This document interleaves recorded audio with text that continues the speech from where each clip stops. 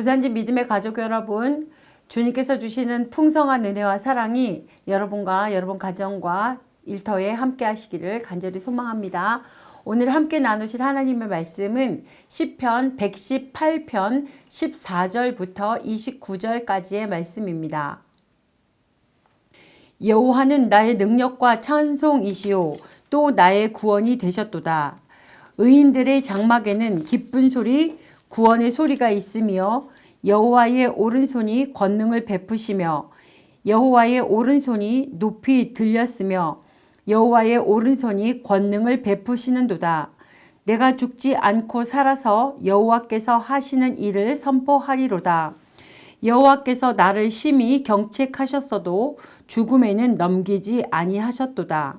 내게 의의 문들을 열지어다. 내가 그리로 들어가서 여호와께 감사하리로다. 이는 여호와의 문이라. 의인들이 그리로 들어가리로다. 주께서 내게 응답하시고 나의 구원이 되셨으니 내가 주께 감사하리이다. 건축자가 버린 돌이 집 모퉁이의 머릿돌이 되었나니 이는 여호와께서 행하신 것이요 우리 눈에 기이한 바로다. 이 날은 여호와께서 정하신 것이라. 이 날에 우리가 즐거워하고 기뻐하리로다. 여호와여 구하옵나니 이제 구원하소서. 여호와여 우리가 구하옵나니 이제 형통하게 하소서. 여호와의 이름으로 오는 자가 복이 있으며 우리가 여호와의 집에서 너희를 축복하였도다. 여호와는 하나님이시라. 그가 우리에게 빛을 비추셨으니 밧줄로 절기 제물을 제단불에 맬지어다. 주는 나의 하나님이시라. 내가 주께 감사하리이다. 주는 나의 하나님이시라. 내가 주를 높이리이다. 여호와께 감사하라. 그는 선하시며 그의 인자하심이 영원함이로다. 아멘. 오늘 본문의 저자가 누구인지 그리고 저작 배경이 어떻게 된지는 알 수 없지만 많은 학자들은 다윗으로 추정하고 있습니다. 오늘 본문의 강조점은 하나님을 경외하는 자들이 체험하고 찬양할 수밖에 없는 하나님의 은총과 그 은총의 절정으로 이루는 구원의 은혜를 강조하는 동시에 그들이 얻게 될 하나님에 대한 신앙과 영원한 축복을 보여주는 것이라고 할 수 있습니다. 14절 말씀입니다. 여호와는 나의 능력과 찬송이시요 또 나의 구원이 되셨도다. 아멘. 이 말씀은 출애굽기 15장 2절에서 홍해의 기적을 체험한 이스라엘 백성들이 느꼈던 그 놀라운 감격과 기쁨의 시를 인용함으로 하나님의 능력을 통해 구원을 얻게 된 큰 감격의 감정을 그대로 인용하여 표현하고 있습니다. 출애굽 당시를 생각해 보면 뒤에서는 애굽의 기병이 맹렬한 기세로 이스라엘 백성들을 추격하고 있고 앞으로는 인간의 힘과 능력으로 결코 극복할 수 없는 홍해가 그들을 가로막고 있었습니다. 그 순간 그들이 느낀 것은 철저한 무력감과 그 무력감에서 오는 절망이었을 것입니다. 그때 모세는 출애굽기 14장 13절과 14절에서 그들에게 말하였습니다. 너희는 두려워하지 말고 가만히 서서 여호와께서 오늘 너희를 위하여 행하시는 구원을 보라. 너희가 오늘 본 애국 사람을 영원히 다시 보지 아니하리라. 여호와께서 너희를 위하여 싸우시리니 너희는 가만히 있으라. 고 했으며 그 말씀대로 그들은 하나님의 구원을 보게 되었습니다. 이 숨 막히는 순간에서 하나님으로 인해 구원을 받게 된 그들의 입에서 흘러나온 고백이 바로 하나님은 나의 능력이 되시며 나의 찬송이 되신다는 고백이었습니다. 어떻게 보면 너무 평범한 말 같지만 이 말 밖에는 당시 시인의 가슴 벅찬 감격을 표현한 말이 없었을 것입니다. 이 말씀은 오직 절망 가운데서 하나님의 능력을 결정적으로 경험한 자만이 진심으로 고백할 수밖에 없는 신앙 고백이었습니다. 사랑하는 믿음의 식구 여러분, 우리도 이러한 위기 가운데서 하나님으로 인해 극적으로 구출된 자들입니다. 예수 그리스도를 통한 구원에 가슴 벅찬 감격이 있습니다. 진정한 찬양은 하나님의 구원을 분명히 인식하고 구원에 대한 벅찬 감격을 가진 사람만이 드릴 수 있는 것입니다.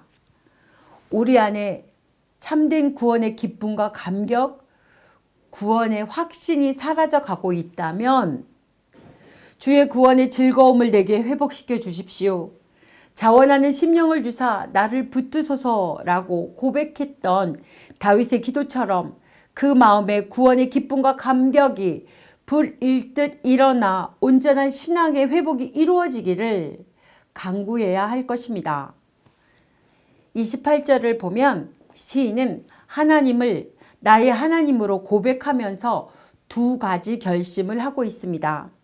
그것은 곧 하나님께 감사할 것이라는 결단과 하나님을 높이겠다는 결단입니다. 다른 시편의 말씀과 비교해 볼 때 본문 말씀에 생략되어 있는 말이 있다면 이후로 영원이라는 말입니다.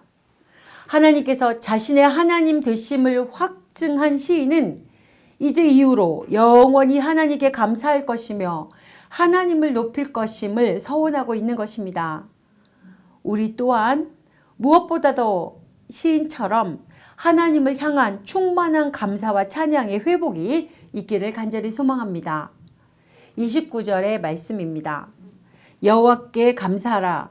그는 선하시며 그의 인자하심이 영원함이로다. 아멘. 이 말씀은 본문의 서두에서 시인이 이미 언급하였고 본 시를 마무리하면서 다시 한번 이 감사의 고백을 반복하고 있습니다. 하나님께서 선하시며 인자하심이 영원하시다는 시인의 이 마음은 그로 하여금 이 세상에서 강하고 담대하게 살아갈 수 있는 힘이 되었고 어떤 상황에서도 용기를 잃지 않게 하는 버팀목이 되었습니다. 사실 시인은 매우 힘들고 험난한 인생의 길을 걸어온 사람입니다. 그럼에도 불구하고 그가 이처럼 하나님의 선하시고 인자하심을 감사할 수 있었던 것은 이것이 시인에게 세상의 어떤 힘과 도움보다 넉넉한 재산이었고 버팀목이 되었기 때문입니다. 여러분, 예수님께서 제자들에게 처음으로 십자가의 죽음을 예고하신 사건을 생각해 봅니다. 제자들은 아마도 깊은 절망을 느꼈을 것입니다. 오직 예수님 한 분만을 바라보고 모든 것을 버려두고 예수님을 쫓았던 제자들이었기 때문에 예수님의 죽음은 그들 자신의 죽음과 다를 것이 없었을 것입니다.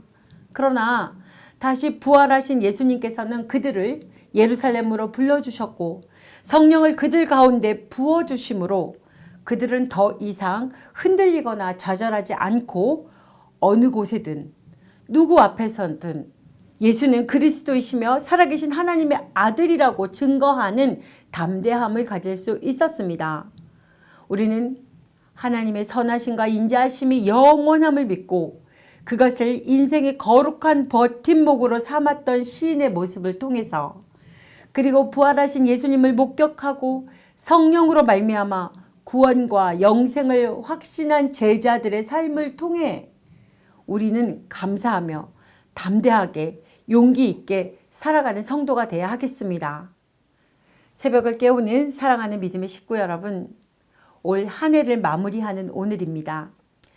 올 한 해 동안 열심히 믿음의 경주를 하며 주님의 은혜로 잘 버티고 견디며 감사하는 삶을 살아오셨던 여러분들을 축복합니다. 이 세상은 우리에게 희망과 기쁨의 노래를 주기도 하지만 그보다는 절망과 슬픔과 통곡을 안겨줄 때가 더 많은 것 같습니다. 사람들과의 관계 속에서도 신뢰와 믿음도 있지만 실망과 상처도 있습니다. 그러나 우리의 구원자 되시는 하나님께서는 이러한 우리의 삶을 희망과 기쁨과 환희의 삶으로 바꿔주셨습니다. 이것은 영원하시며 불변하신 하나님, 선하시며 인자하신 하나님이기에 가능한 놀라운 기적입니다. 이것을 우리는 구원이라고 말합니다. 이 구원의 체험은 우리로 전하지 않고는 견딜 수 없는, 찬양하지 않고는 견딜 수 없는 힘을 줍니다. 그리고 주만이 나의 하나님이 되시며 찬양의 대상이 되심을 고백하며 찬양케 합니다. 다시 한번 이런 고백으로 올 한 해를 잘 마무리하시고 다가오는 2025년도 누구도 흔들 수 없는 구원의 기쁨과 감격을 가지고 하나님을 찬양하며 살아가시는 저와 여러분이 되시기를 간절히 소망합니다. 기도하시겠습니다. 올 한 해도 주님이 주시는 은혜 속에 잠겨 살게 하심을 감사드립니다. 주는 나의 하나님입니다. 내가 주께 감사드립니다. 주는 나의 하나님이시라 내가 주를 높입니다. 주님은 선하시며 그의 인자하심이 영원하십니다. 라고 고백합니다. 우리의 시선을 하나님께로 고정하며 2024년을 감사로 마무리하게 하시고 2025년을 시작하겠사오니 부산지 믿음의 식구들의 삶에 주님께서 늘 함께 동행하여 주시옵소서. 예수님의 이름으로 기도드립니다. 아멘.